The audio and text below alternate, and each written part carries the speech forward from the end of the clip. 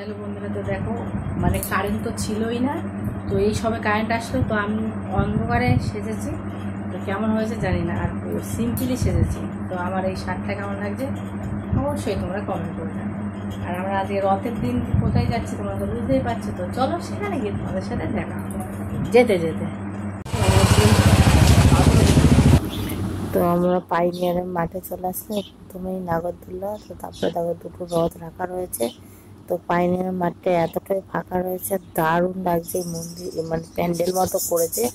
আর এই দেখো এখানে সব গুরুজি আছে, আর এই সাইডে কীর্তন হচ্ছে এক সাইডে, আর এদিকে দেখো ঝালর আছে, ঝালরগুলো। আর এই দিকটা তো ক্যামেরা, মানে এই সাইডে যা আরতি হবে তো ওই পাশে ওই ক্যামেরায় তোমরা দেখতে পাবে।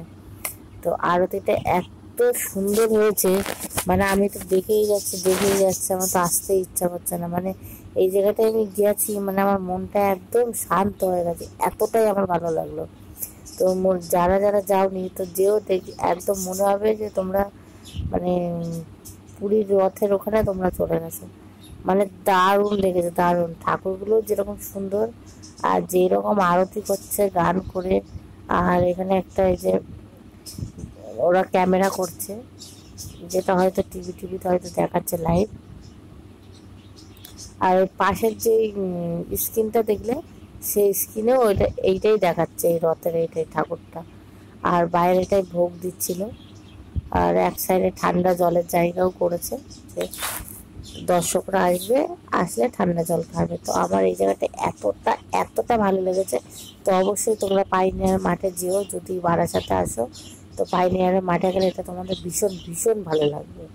তো তারপর আমরা পাইনিয়ার থেকে আমাদের যে কলোনি মোড়ের মুখে যে একটা প্যান্ডেল আছে হেলাবার তলায়, তো আমরা সেখানের মেলাটাই চলে গেলাম, মিলনী মেলায়।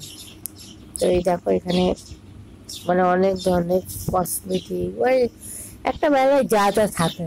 আর সব থেকে বড় কথা তো যেটা হলো যে নাগরদোলাটা শুধু বাচ্চাদের থাকে না, বেশিরভাগ মেলাতেই নাগরদোলা বড়দের থাকে। বড় নাগরদোলা বলো, নৌকা বলো, সমস্ত কিছু। আর এইখানটায় এইবারে দেখলাম যে নাগরদোলার ভাগটা বেশি, মানে যতগুলো মানে 7-8টা মানে বড়দের যেমন আছে 5-6টা, সেমন বাচ্চাদের তার ডবল আছে। দেখো দারুণ দারুণ করেছে।